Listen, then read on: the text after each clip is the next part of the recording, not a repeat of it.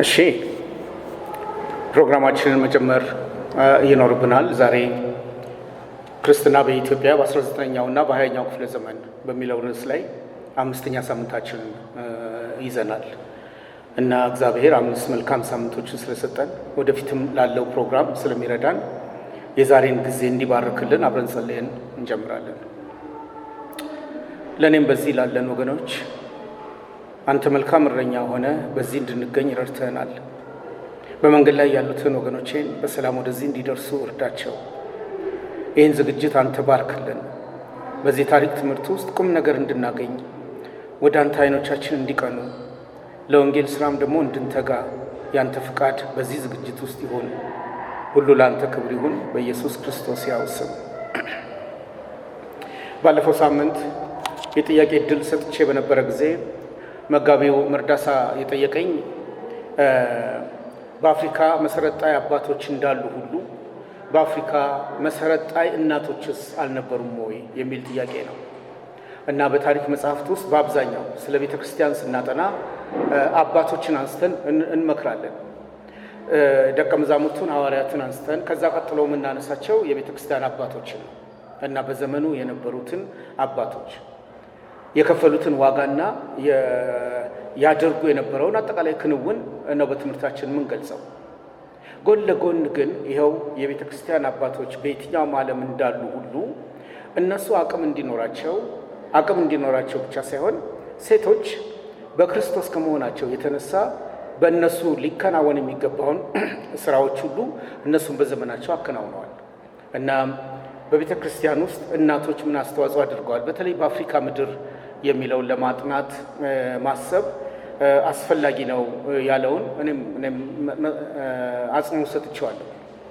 ከዚህም የተነሳ ባለፈው ካነሳሁት ሰው ውስጥ አውግስጢን ሞኒካ ትባላለች እናቱ።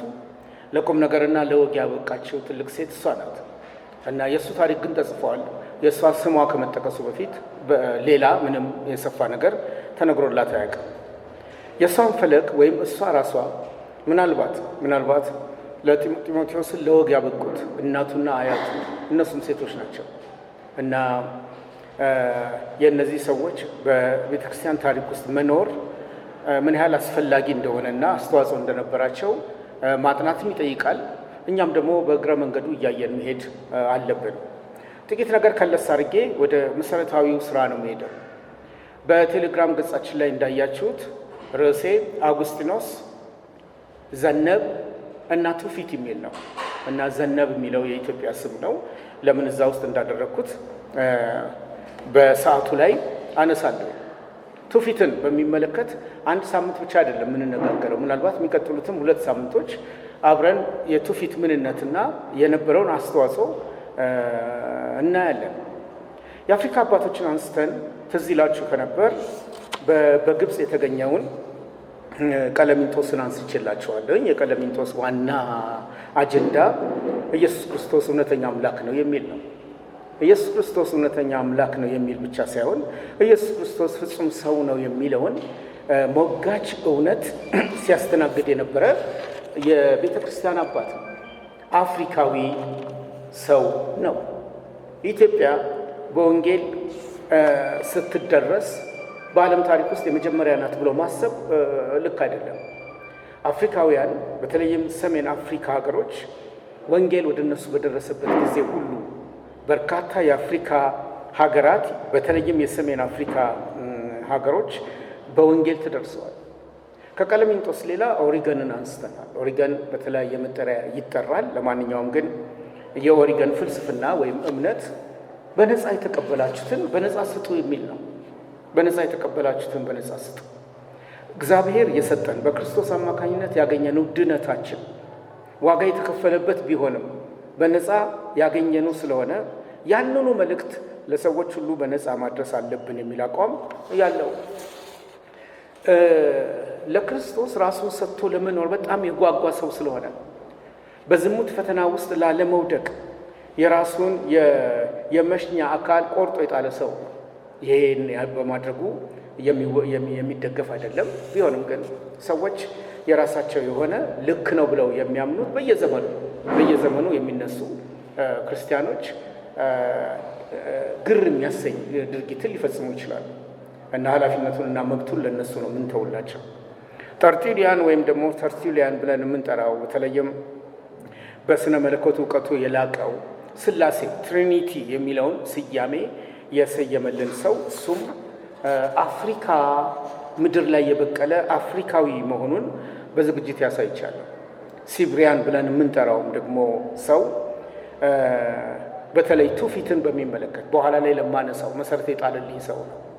አፍሪካዊ ሆኖ ሳለ የቱኒዚያ ተወላጅ የሆነ ሰው ሆኖ ሳለ ወንጌልን በአፍሪካ ምድር ላይ ሲናኝ ይመራበት ከነበረው ውስጥ አንዱ ትውፊት በእግዚአብሔር ቃል ላይ የተደገፈ እስከሆነ ድረስ ልንጠብቀው ልናከብረው ይገባል የሚል አቋም ይዞ ያስተማረ የእግዚአብሔር ሰው። እነዚህ የምጠራላቸው ሰዎች በአፍሪካ ምድር ላይ የኖሩ ክርስትናን በሰሜን አፍሪካ እንዲናኝ ከዛም ደግሞ ወደ ሮምና ወደ ሌሎች አውሮፓ ሀገሮች እንዲሻገር ምክንያት የሆኑ ሰዎች ናቸው። አውግስጢኖስ ላይ ግን ትንሽ ቆይታ ማድረግ እፈልጋለሁ። አውግስጢኖስ በአራተኛው ክፍለ ዘመን በ354 የተወለደ ሰው ነው።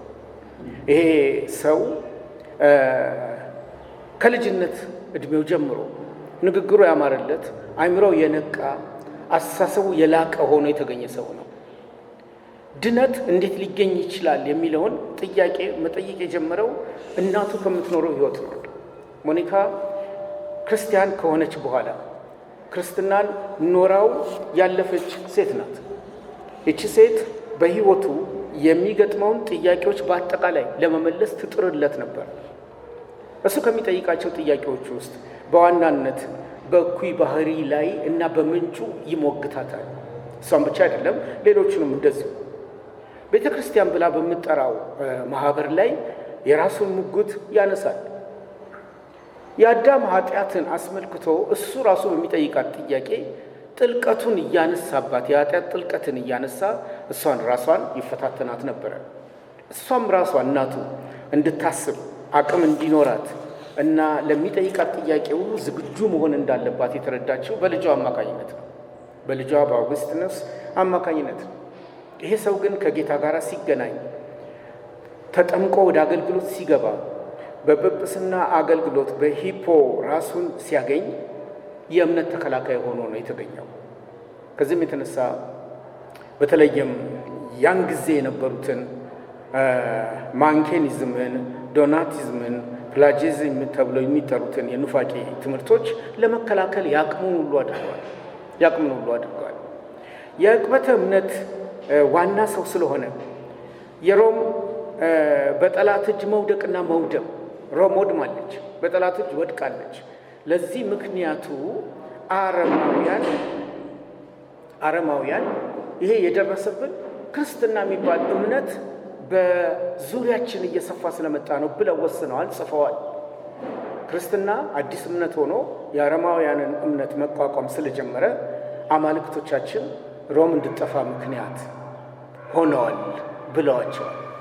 ይህን በመከላከል ነው አውግስጢኖስ አይደለም እግዚአብሔር ሮምን ያጠፋት በእናንተ ጣዖት አምልኮና አረማዊ አስተሳሰብ በመሞላቷ ነው፣ ክርስትና ወደ እናንተ የመጣው ሊታደጋችሁ ነው ያለው እና ያንን የእግዚአብሔር ከተማ ዘ ሲቲ ኦፍ ገድ በሚለው መጽሐፉ ላይ ትንትን አድርጎ አስቀምጦታል። በየጊዜው አዳዲስ አስተምህሮች፣ አዳዲስ አስተሳሰቦች ሲመጡ የመከላከል አቅም ባለው መንገድ ራስን መግለጥ አስፈላጊ ከሆነ የአስፈላጊነት መለኪያ አድርጌ ከምወስዳቸው ሰዎች ውስጥ አውግስጢኖስ አንደኛው ነው። በነገራችን ላይ አውግስጢኖስ በስፋት በካቶሊክ ቤተክርስቲያን ዘንድ በጣም የሚወደድ ሰው ነው። ስራውም መጽሐፉም ትምህርቱም በካቶሊኮች ዘንድ ትልቅ በጎ ተጽዕኖ አምጥቷል። ስለ የእግዚአብሔር ልዑልነት አንስተን ብንነጋገር ከእነሱ ጋር እነሱ ምላሽ አድርገው ከሚሰጡት ሰነዶቻቸው አንዱ ይሄንን የአውግስጢኖስ የትምህርት አካሄድን ነው። ለምን አውግስጢኖስ ከሰራቸው መጽሐፍት ውስጥ አንዱን አላነሳላቸው? እሱ ካነሳቸው መጽሐፍት ውስጥ አንደኛው ወደ አማርኛ ተተርጉሟል። ኑዛዜ ተብሎ ይጠራል። ኑዛዜ ኑዛዜ ተብሎ ይጠራል። የመጽሐፉ ስም ነው። በአማርኛ ሲተረጎም ትክክለኛ አቻ ትርጉሙን ነው የያዘው። ኮንፌሽን ተብሎ የሚጠራውን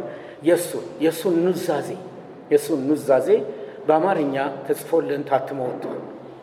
እንደ እውነቱ ከሆነ እሱ መጽሐፍ በላይብረሪ ይኖረን ይሆናል በቤዛ ካልኖረ ግን ገዝቶ የራስ ማድረግ አስፈላጊ ነው። ይሄ ጥልቅ ሐሳቢ የሆነው በክርስቶስ ከሆነ በኋላ የሚያስባቸውን ነገሮች እንዴት ነው በዛ ላይ አንጸባርቆት የነበረው? ልክ እንደ ኑዛዜ እንደ መጽሐፉ አውግስጢኖስ በአፍሪካ ምድር ያለ ሰው ከሆነ በኢትዮጵያስ ምድር በእኛስ ጉያ እሱን የመሰሉ ሰዎች በክርስትና ታሪክ ውስጥ አልነበሩንም ወይ? ለእኔ ምሳሌ አድርጌ የወሰድኩት በቴሌግራም ላይ እንዳያችሁት ዘነበ ኢትዮጵያዊ የሚባለውን ሰው ነው። ዘነበ ኢትዮጵያዊና አውግስጢኖስ አቻ ላቻ ሊቆሙ የሚችሉ ሰዎች ናቸው። የሁለቱም አስተሳሰብ የጋራ አመለካከት በጣም ተቀራራቢ ነው። ለኑዛዜ መቅድም የጻፉለት ሰው የማውቃቸው ሰው ናቸው። ዶክተር አባ ዳንኤል አሰፋ ይባላሉ እና መጽሐፉን አጥንተው ሲጨርሱ የተናገሩት ንግግር እንደዚህ ነው። የሰው ልጅ ሕይወት ትርጉሙ ምንድን ነው? የአውግስጢኖስ ጥያቄ የነበረውን ነው የሚያነሱት። የሰው ልጅ ሕይወት ትርጉሙ ምንድን ነው? ራሱ ልጅነት ምንድን ነው? የክፋት ምንጩ ምንድን ነው? ትምህርት ምንድን ነው? ራሱ እውነት ከወዴት ይገኛል? የእግዚአብሔርንስ ቃል እንዴት መረዳት ይቻላል? እነዚህ ጥያቄዎች የአውግስጢን ጥያቄዎች ናቸው። በኑዛዜ መጽሐፉ ውስጥ ግን እነዚህ ሁሉ መልስ አግኝተዋል። እነዚህ ሁሉ በእሱ አማካኝነት በእግዚአብሔር እርዳታ መልስ አግኝተዋል። በአባ ዳንኤል ንግግር መገረም የፍልስፍና እናት ነች ይባላል። የዚህ መጽሐፍ ደራሲም በመገረም የተሞላ ነው። አውግስጢኖስን ማለታቸው ነው። ሰው በሚያስገርመው ነገር፣ ሰው በማያስገርመው ነገር እጅጉኑ ይደመማል። ሰው ችላ የሚለውን ጉዳይ አሟጦ ይመረምራል።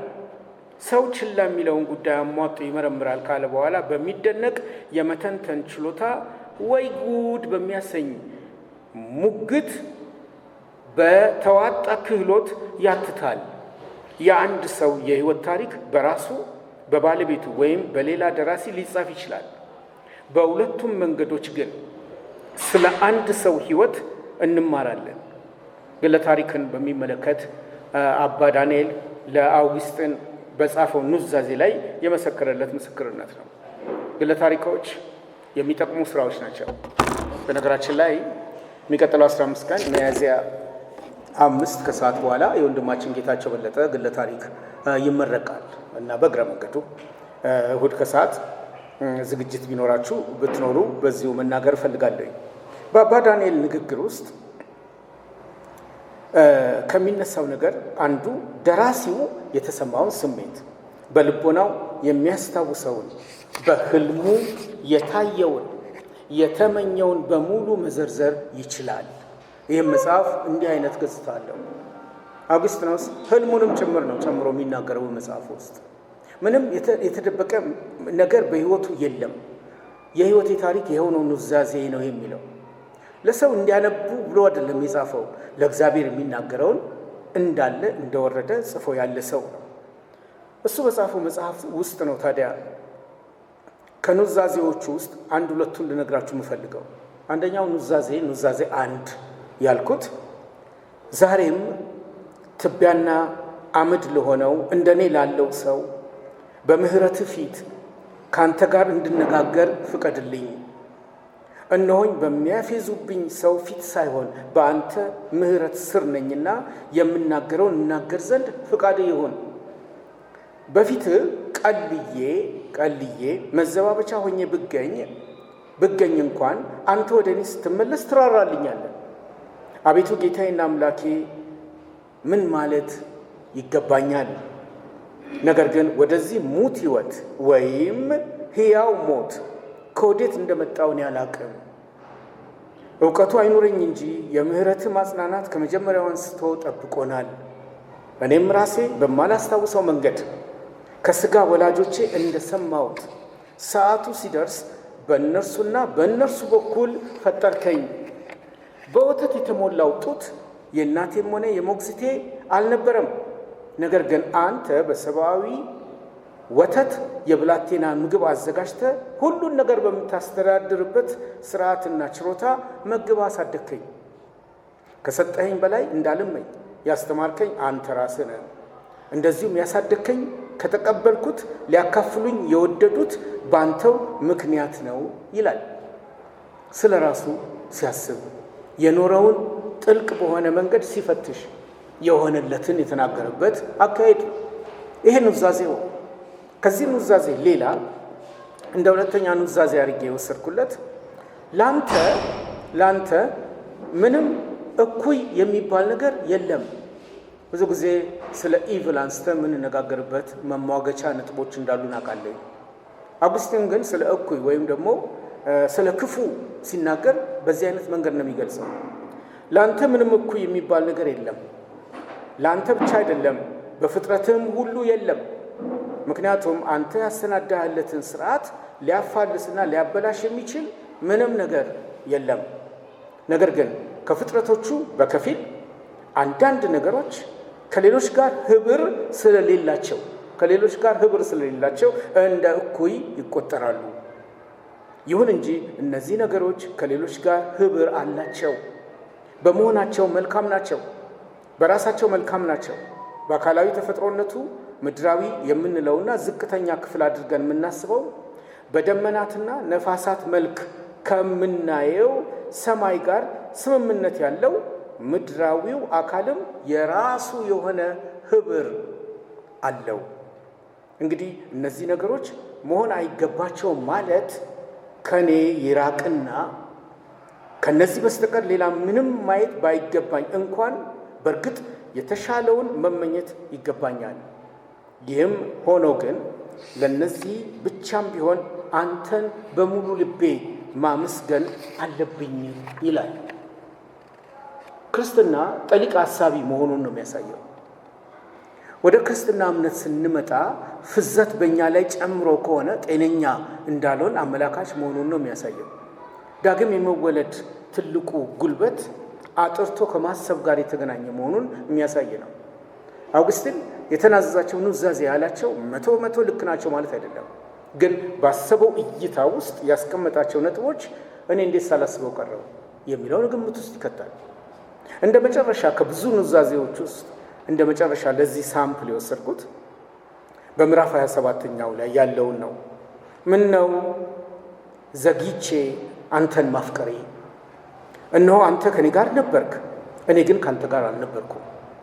እነዚህ ነገሮች ካንተ አርቀውኛል። ሆኖም እነርሱም በአንተ ባይኖሩ ኖሮ መኖር ባልቻልኩ ነበር።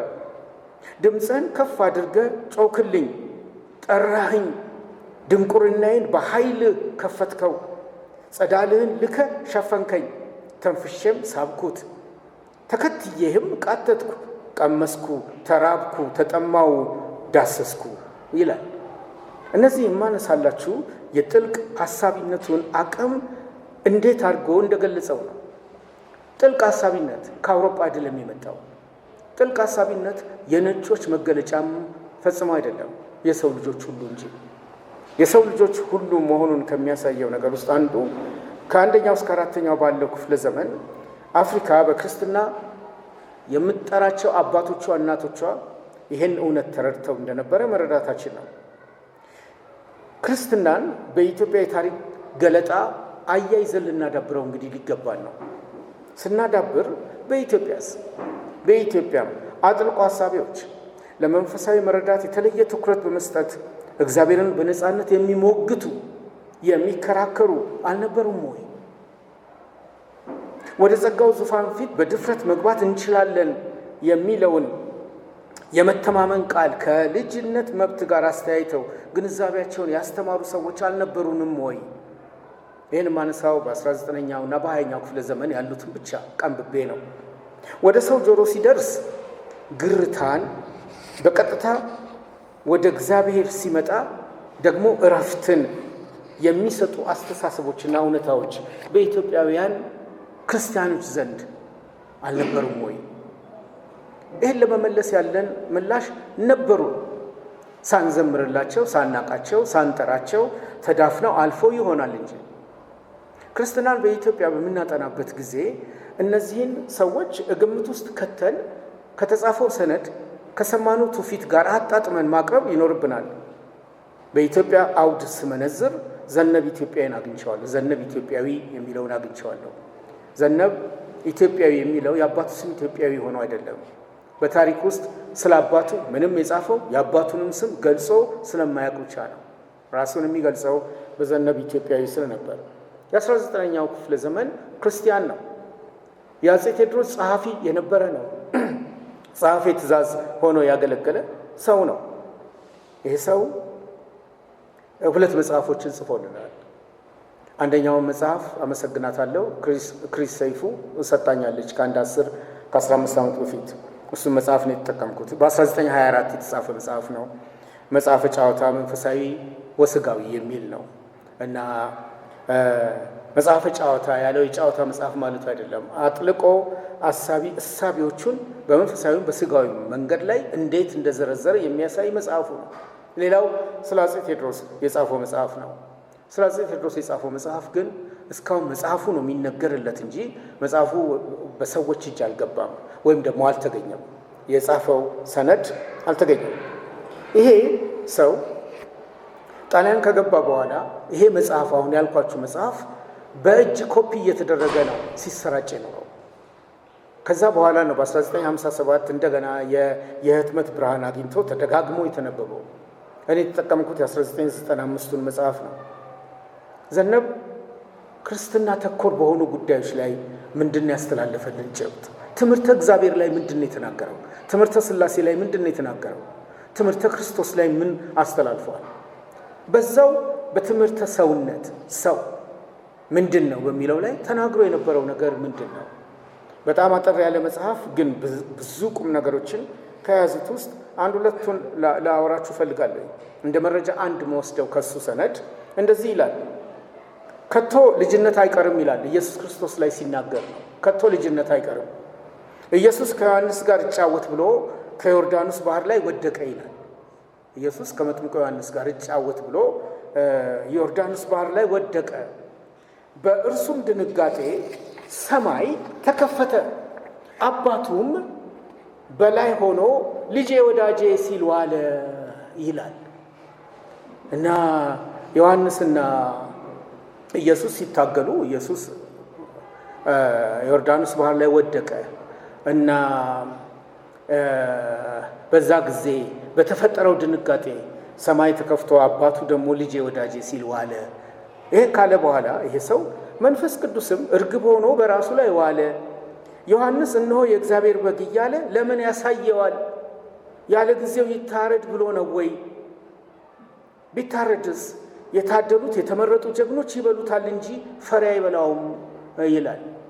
በተለይ በዚህ በእግዚአብሔር ሉዓላዊ አሰራር በቅድመ ውሳኔ አካሄድ ውስጥ አውግስቲንና ዘነብ ይሄ ያጋራቸዋል እና ዘነብ ሲናገር ዮሐንስ እነሆ የእግዚአብሔር በግ እያለ ለምን ያሳየዋል? ያለ ጊዜው እንዲታረድ ነው ወይ? በግ ነው ተብሎ ከተነገረ ያለ ጊዜው ታርዶ ይበላል። ቢበላም የተመረጡ ጀግኖች ይበሉታል ነው የሚለው። እንደ መረጃ 2 ወስደው እናንተ የዓለም ብርሃን ናችሁ አለ። መብራት አብርቶ በእንቅብ ውስጥ የሚያኖር የለም ይላል። ዓለምን ያህል እንቅብ ደፍቶብን የለም ወይ? እኛ በወዴት እናብራ? ዓለምን በእኛ ላይ ደፍቶ ነገር ግን እናንተ የዓለም ብርሃን ናችሁ አለ ነው የሚለው። ለዚህ ግን ወዲያው መልስ ሰጥቷል። ጳውሎስ ግን በዕድሜ ልኩ ሲያበራ ኖረ። ይህን ካለ በኋላ ተግዳሮቶቹን አስተሳስሮ ሊኖር የቻለ ሰው በፊታችን ሄዷል የሚለውን ይነግራል። አንተ ነጋዴ እያላችሁ ለምን ትሳደባላችሁ? ገበያ ከደመቀ ምን ደህና አለ? ከእግዚአብሔር የበለጠስ ምን ንጉሥ አለ? ገበያ ቢመቸው አንድ ልጁን ለዓለም አልለወጠው? ዮሴፍስ ወንድሞቹ በ30 ብር አልሸጡትም? ከተሸጠ በኋላ ግን ለምድረ ግብፅና ለከነዓን ሀገር መድኃኒት አልሆነም? ይለው ያነጻጽራል። በእግዚአብሔር አብና ዮሴፍ በገበያ ላይ ቀርበው ተሽጠው ያመጡትን ውጤት ነው ዘነብ የሚናገረው። እንደ መረጃ 3 የወሰድኩት ግን ትምህርተ እግዚአብሔርን የገለጸበት መንገዱ ነው። ትምህርተ እግዚአብሔርን የገለጸበት ያገላለጽ ስልት ረዘም ያለ ነው። እግዚአብሔር እሳት ነው፣ እጅግ ያስፈራል። እግዚአብሔር መካር ነው፣ ምክር ሰጪ ነው፣ መጽሐፍትን ሰጥቶናል። እግዚአብሔር አባት ነው፣ አሳድጎናል። እግዚአብሔር ወዳጅ ነው፣ የወዱን ነግሮናል። እግዚአብሔር ሀገር ነው፣ እንኖርበታለን። እግዚአብሔር ማርና ስኳር ነው፣ ይጣፍጣል። እግዚአብሔር ገናና ነው፣ የሚያለው የለም። እግዚአብሔር ትልቅ ነው፣ ስፍራ አይበቃውም።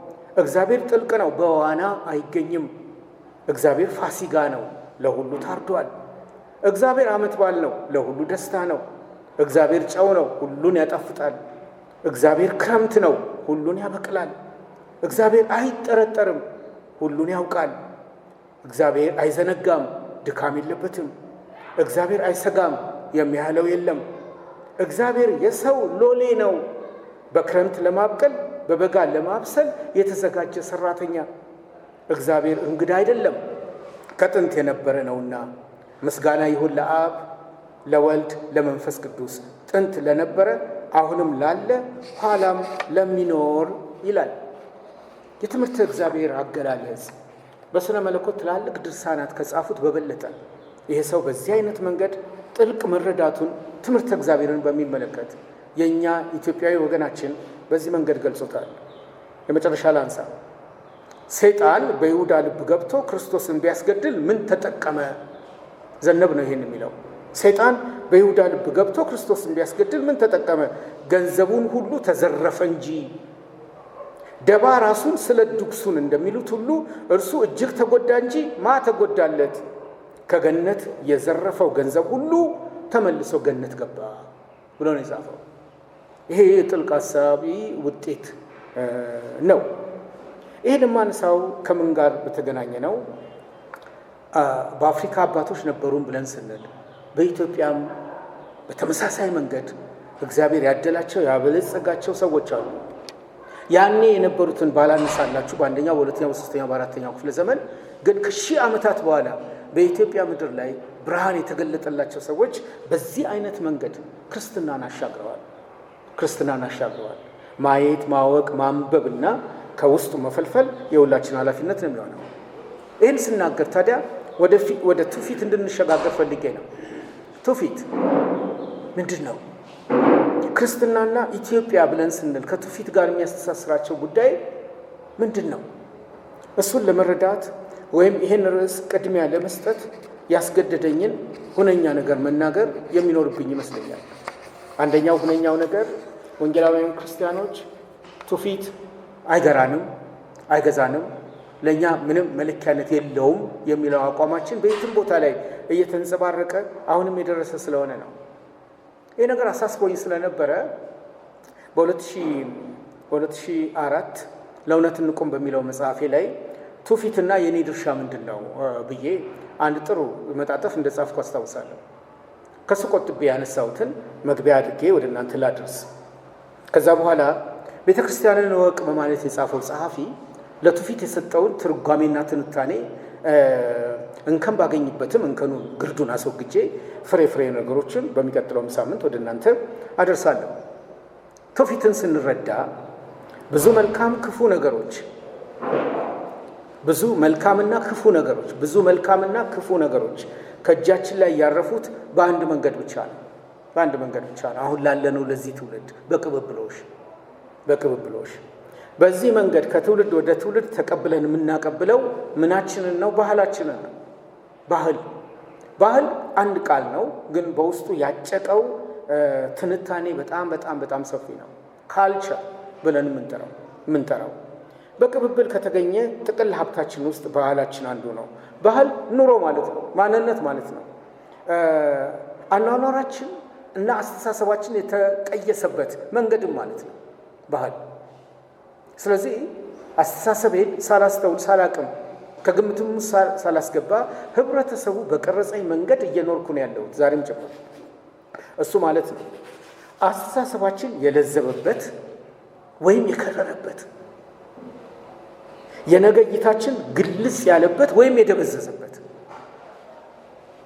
የውጤቱ የመነሻ ስፍራ ከባህላችን ጋር ነው የሚገናኘው። ትውፊት የዚህ አካል ነው። የዚህ አካል ነው። አንዳንዶች ትውፊትን ስነ ቃል ብለው ይጠሩታል። ከስነ ቃል በበለጠ ትውፊት የተሻለ ነው ብዬ አስባለሁኝ። ግን ሁለቱም አቻ ናቸው። ለትውፊት ትርጓሜ የሰጡት አሁንም የኢትዮጵያ ሊቅ ናቸው፣ አለቃ ኪዳነ ወልድ ክፍሌ።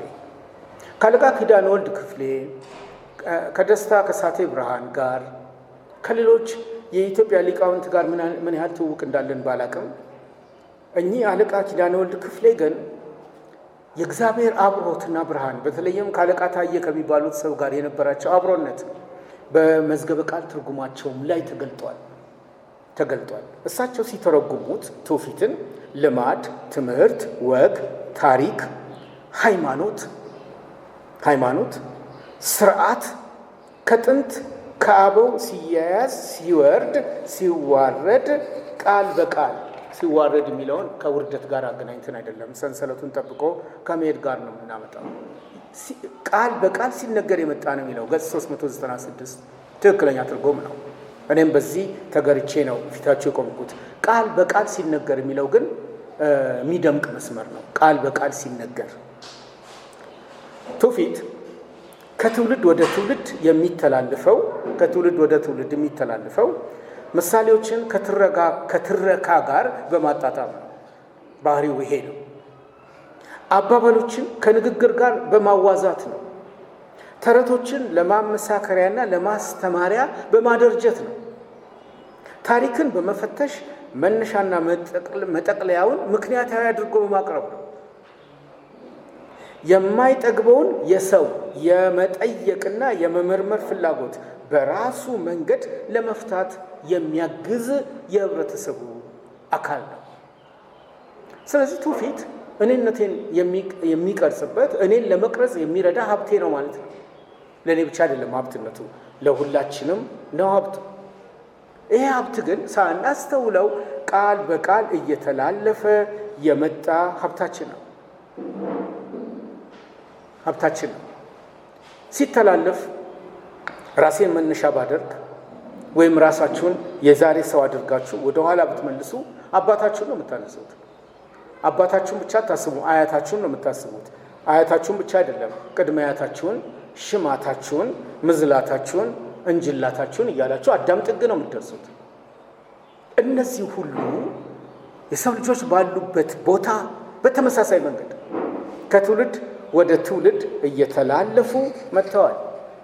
ከዚህም የተነሳ ከትውልድ ወደ ትውልድ ሲተላለፍ ትምህርተ እግዚአብሔር፣ ትምህርተ ክርስቶስ፣ ትምህርተ ቤተ ክርስቲያን፣ ክርስትና በኢትዮጵያ ከተዋወቀበት ጊዜ ጀምሮ ይሄ ቅብብል ያመጣው በጎ አስተዋጽኦ ነበር ወይ ነው ጥያቄው። በጎ አስተዋጽኦ የሰው ልጅ በኃጢአት የደነከረ ስለሆነ ሁል ጊዜ አሉታዊ አስተዋጽኦ ነው ከች የሚልብን። ክፉ ገጽታው ነው ቶሎ የሚመጣብን። ክፉ ገጽታው፣ መከራው፣ ጥፋቱ እና አጓጉሉ ነገር ወደኛ ቀድሞ የሚመጣው ዜናም እንኳን ስንመለከት ክፉ ዜና ቀድሞ ሲተነተንልን ነው ጆሮአችን የሚቆመው። የምስራቹ በተነገረ ቁጥር ምናልባት ሬዲዮኑን ወይ ቴሌቪዥኑን ልንዘጋውም እንችላለን። ይሄ ጦስ ከምንም የመጣ አይደለም። የሰው ደንካራነት ተፈጥሮ ክፉውን ቀድሞ ለመሳብ ይገደዳል። ትውፊትንም ስናነሳ የትውፊትን ትንሽ አሉታዊ ደካማ ጎን የሚመስለውን መዞ ማውጣት አሁን አስፈላጊ ሊሆን አይችልም። በጎ እይታው፣ በጎ አቅሙ፣ በጎ ስራው በተለይ ክርስትናን በኢትዮጵያ ሲስፋፋ ያደረገውን ማሳየት ነው። ከዓመታት በፊት በዚህ መጽሐፍ ውስጥ ካስቀመጥኩት ውስጥ መነሻ አድርጌ አሁን የምነሳው ህዝበ እስራኤላውያን የራሳቸው ትውፊት አላቸው። በራሳቸው ትውፊቶቻቸው ውስጥ እግዚአብሔርን ያህዌን ይገልጡት የነበረው በራሳቸውም በቤተ መቅደስም በወለዷቸውም ልጆች በምን አይነት መንገድ ነው ብሎ ማሰብ ጥሩ ነው። ከነሱ የወረስነውን እኛም ስለተቀበል እንደ ትንሽ ምሳሌ የምወስደው በስርወ ቃሉ በግንዱ የቃል ግንድ አለ። ድህረ ምዕላድ፣ ቅድመ ምዕላድ ወይም ቅድመ ግንድ፣ ድህረ ግንድ፣ ውስጠ ግንድ ብለን የምንለው የቃላት እርባታ ህግ አለ። ከሱ አኳያ ስርወ ቃል ዋና ቃል ማለት ነው። ሚኒሊክ ሀሳቡ ደጋግሞ የሚጠቀምበት ነው። ዋናው ስም ሊሆን ይችላል፣ ግስም ሊሆን ይችላል። ከሱ ፊትና በኋላ ኤል የሚለውን ቃል ዕብራውያን ሲያስቀምጡ በዛ ስምን ሲሰጡ ሊሉ የሚፈልጉት ግብ አለ።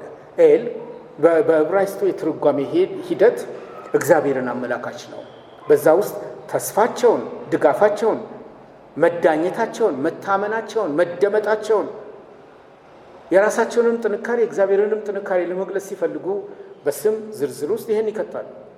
ኤልሻዳይ ሲሉ ያለ በቂ ምክንያት አይደለም፣ እግዚአብሔር ሁሉን ይችላል ማለታቸው ነው። ለእግዚአብሔር ይህ ስም ሲሰጠውና ሲጠራበት የእግዚአብሔር ሁሉን ቻይነት በዚህ ስም ውስጥ ተካቷል ባጭሩ ማለት ነው። ኤሌዘር ብለው ሲጠሩ እግዚአብሔር ረዳቴ ነው የሚሉት ትምህርተ እግዚአብሔር ረዳቴ ነው። ኤልያስ ብለው ሲጠሩ እግዚአብሔር ነው ማለታቸው ነው። ኤልሳ ሲሉ እግዚአብሔር መድኃኒቴ ነው የሚለውን ትርጉም ነው የሚይዘው። ኤልሳቤጥ ሲሉም እግዚአብሔር ኪዳኔ ነው ማለታቸው ነው። ለወንድ ለሴት ይውላል ይሄ ስም ብሎ ሽሚያ ውስጥ መግባት አይቻልም። ለወንድም ለሴትም ሊውል ቢችል ትርጓሜው የጸና ነው የሚሆነው። አማኑኤል የሚለውም እግዚአብሔር ከኛ ጋር ነው። ስሙና አስተምህሮ አቻ ነው። ስሙና እግዚአብሔር ማንነቱ አንድ አይነት ነው። ይህንን ግን በሁል ጊዜ በሚጠሩት ስያሜ ውስጥ ያገኙታል። ዳንኤል ትንቢተ ዳንኤል ብለን እናወጣለን እንጂ ራሱ ዳንኤል እግዚአብሔር ዳኛዬ ነው የሚለውን ትርጉም ነው የሚይዘው። ሳሙኤልም እግዚአብሔር ይሰማኛል ማለት ነው። ሕዝቅኤል ብለን ስንል እግዚአብሔር ያጠነክራል፣ ያበረታል፣ ሕዝቡንም ለቀጣዩ ትውልድ ያኖረዋል የሚል ትርጉም ነው የሚኖረው። ሚካኤል እንደ እግዚአብሔር ያለ ማን ነው የሚለውን ትርጉም ነው የሚሰጠው። ይህን የዕብራውያንን ትውፊታዊ ሀብት ኢትዮጵያውያኖች እንዳለ ተቀብለነዋል። እንዳለ ነው የተቀበልነው። ክርስትና በኢትዮጵያ እየተስፋፋ ሲመጣ እነዚህን ስሞች ቦታ ሲዘን ተጠቅመንባቸዋል። የተጠቀምነው ያለ በቂ ምክንያት አይደለም፣ በውስጡ ያለውን ሀብት በመውሰድ እንጂ። እንደዛ ከሆነ ይሄ ስያሜ አስተምህሮተ እግዚአብሔርን አስመልክቶ በወለድናቸው ልጆችም ላይ የክርስትና በጎ አስተዋጽኦ እንዴት እንደተገለጠ ጥቂት ልናገር። የማውቃቸውን የወዳጆቼን ስም ነው ማነሳው። አንዱን ማቀው ሰው ያለው ላይቀር የሚባል ነው።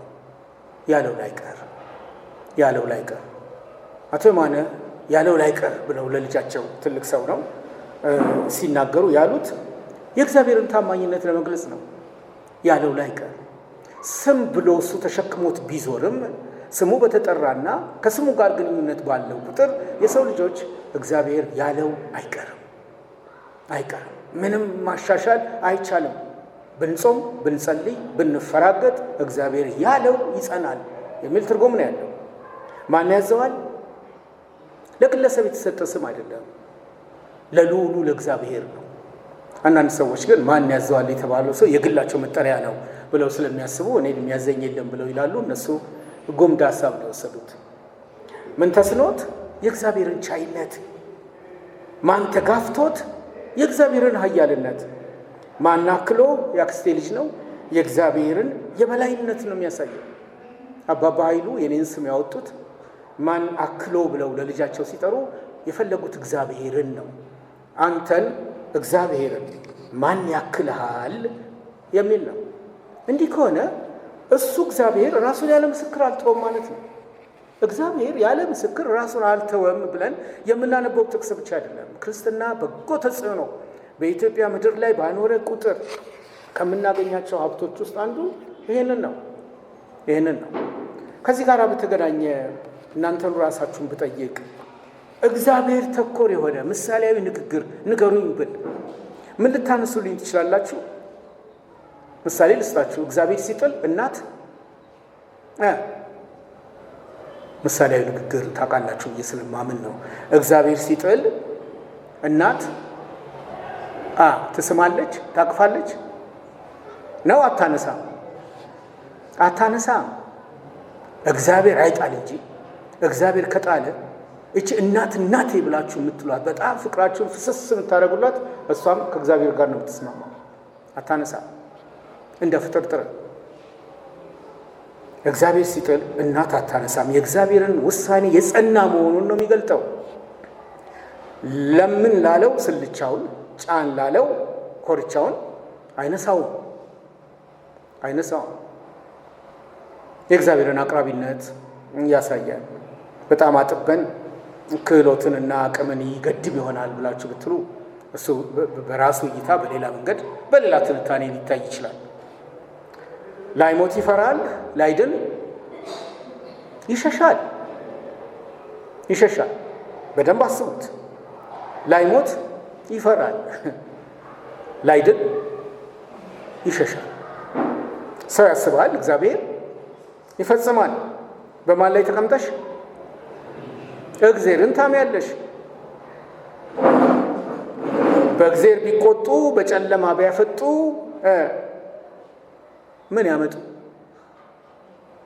ምንም። ተሸፋፍነው ቢተኙ ገልጦ የሚያይ አምላክ አለ። ይሄ ብዙ 100 ዓመት የፈጀ ምሳሌያዊ ንግግር ነው። ምሳሌያዊ ንግግሮች 500፣ 600፣ 700 ከአማርኛ የቋንቋ እድገት ጋር እኩል አብረው የበቀሉ ናቸው። ስለዚህ እንደ እንጉዳይ ዘንድሮ የመጣ ምሳሌያዊ ንግግር አይደለም የምናገረው። ከትውልድ ወደ ትውልድ ተቀባብለ ነው ብዙ 100 ዓመቶችን ሲነገር የነበረውን ምሳሌያዊ ንግግር ነው ያነሳሁት። አንተ አብጀው አስቤም አልፈጀው የመሰሉ ምሳሌያዊ ንግግሮች። እንግዲህ እግዚአብሔር በትር ሲቆርጥ እግዚአብሔር በትር ሊቆርጥ ቆላ አይወርድም። እግዚአብሔርን ሳይጨምር የቆጠረ ሁልጊዜ ሲቆጥር ይኖራል። አካውንታንቱ ታምሬና ሌሎቻችሁ ይሄ ላትቀበሉ ትችላላችሁ፣ ግን ምንም አማራጭ የለውም። እግዚአብሔርን ሳይጨምር የቆጠረ ሁልጊዜ ሲቆጥር ይኖራል። እውነት ሆኖ ይቀጥላል። እግዚአብሔርን ያህል ጌታ ገነትን ያህል ቦታ፣ እግዚአብሔር የተናገረውን አያስቀር፣ የሚያደርገውን አይናገር። እነዚህ ምሳሌያዊ ንግግሮች ተራና ልሙጥ አይደሉም። ክርስትና በኢትዮጵያ ምድር ላይ እየሰፋ እየደመቀ አቅም እያገኘ ውስጣችን የገባበትን ታሪክ ነው የሚያሳየን። እንዲህ ከሆነ ወገኖቼ ስያሜዎቹም ሆኑ ምሳሌዎች በኢትዮጵያ አውድ ውስጥ በርካታ ዘመናትን የሸፈኑ ስለሆኑ ስፍራ እንድንሰጣቸው ዛሬ ያግባባቸዋለሁ። ትውፊት እሱ ነው።